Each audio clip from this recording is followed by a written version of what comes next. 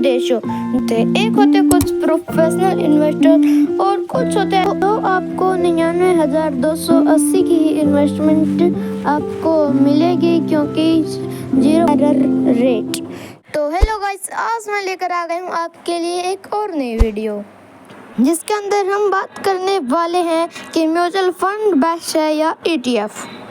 तो गाइस, अगर आप इसके बारे में जानना चाहते हो तो इस वीडियो को एंड तक देखें। Let's start the video.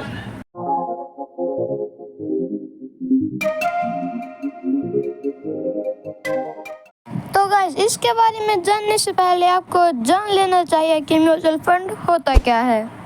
तो गाइस, म्यूचुअल फंड के अंदर जो है दो टाइप के लोग होते हैं, एक होते कुछ प्रोफेशनल इन्वेस्टर और कुछ होते हैं जिन्हें कुछ भी नहीं आता है, जो म्यूचुअल फंड को पैसे देते हैं इन्वेस्टमेंट करने के लिए, जिन्हें वो प्रोफेशनल्स शेयर मार्केट के अंदर इन्वेस्ट करके हमें रिटर्न का कुछ पार्ट देने वाले हैं। तो गाइस, इसे ही हम बोलते हैं म्यूचुअल फंड।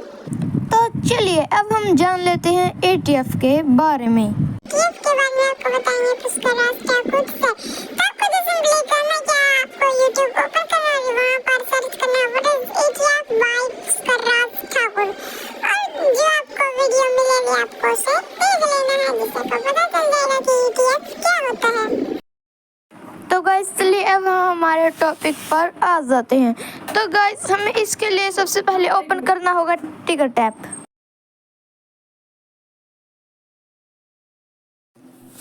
तो चलिए गाइस, सबसे पहले हम म्यूचुअल फंड को भी सर्च कर लेते हैं। फॉर एग्जांपल मैं सर्च कर रहा हूँ HDFC मेडिकल, तो यहाँ पर आ चुका है HDFC मेडिकल अपॉर्चुनिटी फंड। मैं इस पर अगर क्लिक करता हूँ, अगर हम थोड़ा नीचे स्क्रॉल करेंगे तो यहाँ पर आप देखेंगे एक्सपेंस रेशियो 0.72% और यहाँ पर आप देखेंगे एग्जिट लोड। चलिए अब हम इसके बारे में बात करते हैं कि ये क्या होता है। तो गाइस, मान लीजिए कि आपने म्यूचुअल फंड के अंदर 1,00,000 रुपए इन्वेस्ट किए, तो अगर आप उसके ऊपर एक्सपेंस चार्जेस आप उसके ऊपर देते हो 0.72%, तो आपको 99,280 की ही इन्वेस्टमेंट आपको मिलेगी क्योंकि 0.72% एक्सपेंस रेशियो था हमारा। और जब आप अपने पैसे वापस लोगे म्यूचुअल फंड से तो आपका 1% और टैक्स लगेगा, तो फिर आपका फंड रहेगा सिर्फ 98,280। तो गाइस, अगर हम बात करें ETF की तो चलिए सभी हम टिकट ऐप पर देख लेते हैं। तो गाइस, अगर अभी मैं यहाँ पर सर्च करता हूँ HDFC का ही, चलो सर्च कर लेते हैं, ETF कैटेगरी चूज करते हैं। तो गाइस, यहाँ पर हमें जो बहुत सारे ETFs में देखने को मिल जाता है, हम जो HDFC Nifty 50 ETF ले लेते हैं और यहाँ पर अगर हम थोड़ा सा नीचे स्क्रॉल करते हैं तो यहाँ पर आपको देखने को मिलेगा एक्सपेंस रेशियो 0.05% और एग्जिट लोड इसके अंदर होता ही नहीं है। देखिए आप भी यहाँ पर देख पर यहाँ पर कहीं पर भी देखा नहीं आ रहा है, कहीं पर भी नहीं है। यहाँ पर सिर्फ एक्सपेंस रेशियो है 0.05%।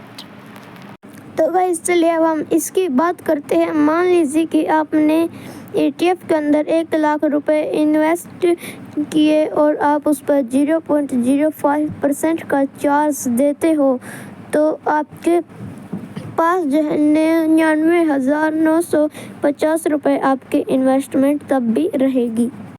तो गाइस, कुछ ऐसे बेस्ट होता है ETF म्यूचुअल फंड से हमारे लिए। अब हम और भी बात करने वाले हैं इसके बारे में कि ये कैसे होता है। तो गाइस, अभी इलेक्शन की बात है। इलेक्शन के समय पर एक बहुत बड़ा हंगामा हुआ था। तो गाइस, जैसा कि आपको पता है 4 जुलाई यानी इलेक्शन वाले दिन मार्केट या निफ्टी 50 10% नीचे गई थी और तब इन्वेस्टर्स ने बहुत सारा पैसा म्यूचुअल फंड के अंदर डाला था।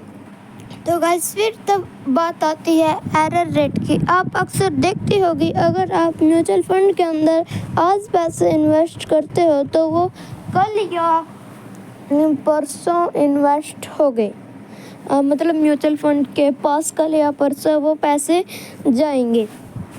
तो ऐसा ही कुछ लोगों के साथ हुआ। लोगों ने पैसे इन्वेस्ट कर दिए 4 जुलाई को और उनकी मनी इन्वेस्ट हुई 5 जुलाई को, और 5 जुलाई को मार्केट ऊपर चली गई, जिससे जो इन्वेस्टर्स से उन्हें लॉस उठाना पड़ा, क्योंकि उन्होंने 10% नीचे तो उन्होंने बाय किया था, बट उन्होंने बाय तो 10% नीचे किया था, मगर म्यूचुअल फंड के पास पैसे जब गए मार्केट ऊपर था।